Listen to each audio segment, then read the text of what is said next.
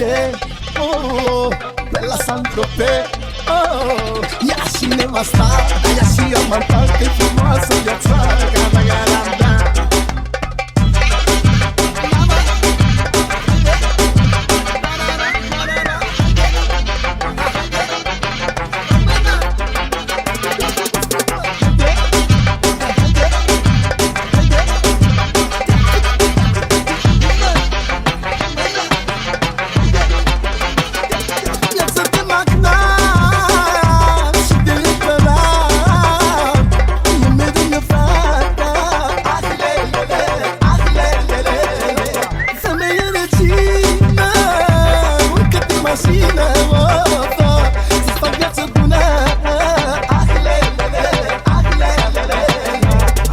Vacanțe pe la Saint-Tropez, prin America și prin Africa petrece viața, draga, da.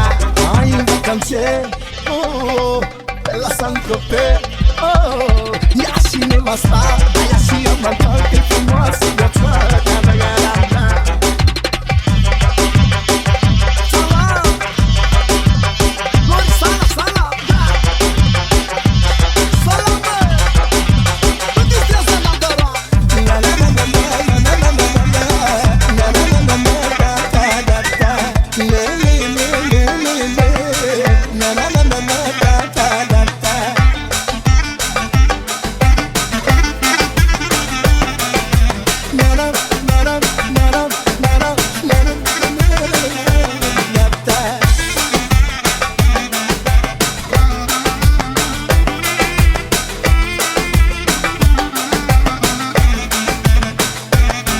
Vacanțe pe la Saint-Tropez, prin America și prin Africa petrece viața, draga.